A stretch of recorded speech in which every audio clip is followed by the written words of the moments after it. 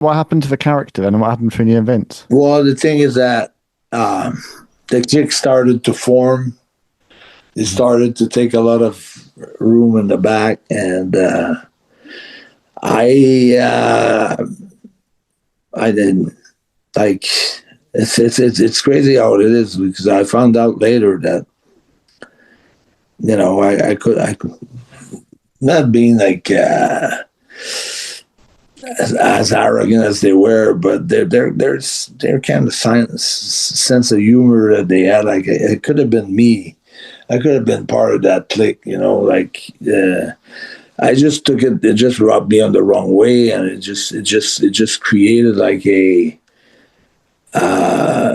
dislike of those guys, and then when my match for the world title, the WWE world title, WWF World Championship match came in Montreal, Diesel, Kevin had bragged about it to me so many months before we even got to Montreal, that I just had built a little bit of heat with Sean too during those years. And it was just not a good vibe between me and Kevin and Sean.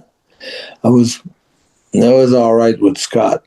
Scott always, we were all right. We had decent matches. Like we did work a lot before the Jacques retirement match. I did a lot of matches. I did a tour in the province of Quebec with Razor.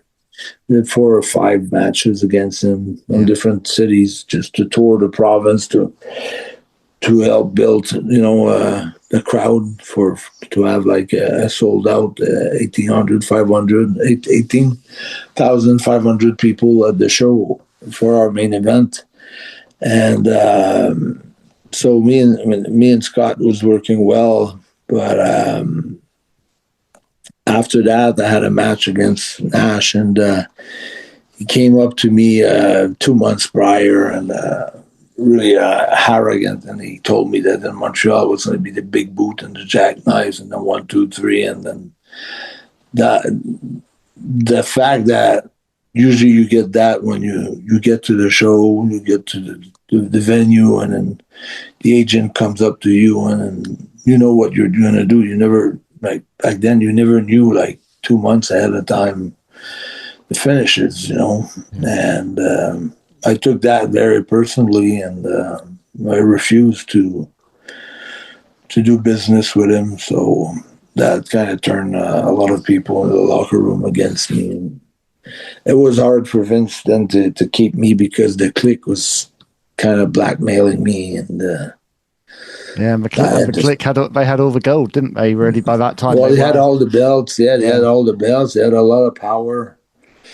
And it came to bite Vince a little bit in the arts, because when Nash and Hall split the WCW, it was a big blow to him. So, but the damage was done there for me, and it was hard to get that confidence back from Vince after that. It was just hard to rebuild that trust, that confidence, and so that was a decision that I regretted in my career, and also I regretted to have put those guys not to like me. So now I got to became really good friend with Kevin over the years.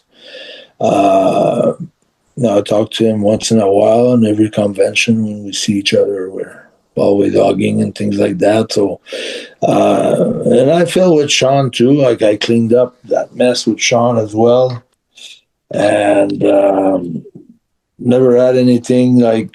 I was good to Triple H during my career, like when he came from WCW to WWF. Nobody wanted to let him sit, his first TV taping, like he was just the new guy coming in.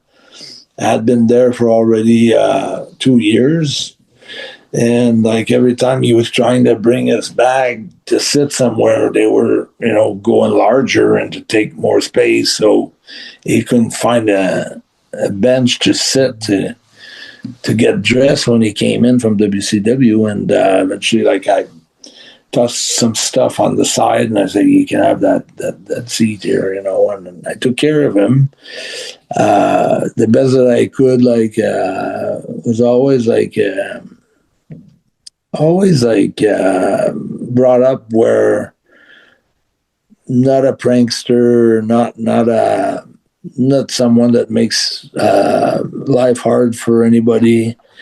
And that's how I grew up in schools and things like that. So I was always against those people that were doing things like that. Like I would fight for my friends, and I would fight for things, and I would fight bullies and things like that. So never liked bullies and things like that. So I took care of him as much as I could, and then we started to got along good, and I was his first basically.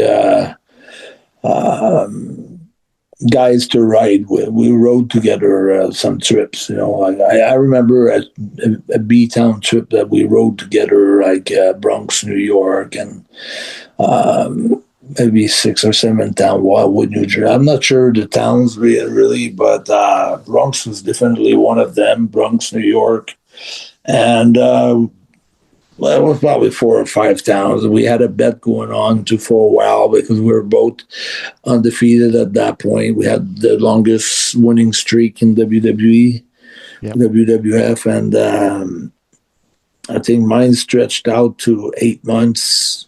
I don't know how long was his. Probably around. I don't know if his came to an end before me, but he was saying yours. Like we're traveling together and we're having like a small bet, and he says your streak's coming to an end now because you're gonna start wrestling with Brett. So we're just having fun about that, and we were good pals and good friends. And then he started to travel with Kevin and Sean and the other guys. So I don't know what was his take on me during the whole bad blood that I had with Sean and Kevin and Scott. So because he was part of it. So but I never had any issues with. I was always good with them, with Paul. Have you caught up with Hunter in recent years? No, after that, a few times we always said hi to each other when he was with China, and then after that, I don't know when was the last time I really had the chance to talk with him. So it's gonna probably happen soon. Yeah, I mean, it's just crazy to think where that KLIQ is now, really, isn't it? And just crazy to think about where Hunter and Sean are within the wrestling.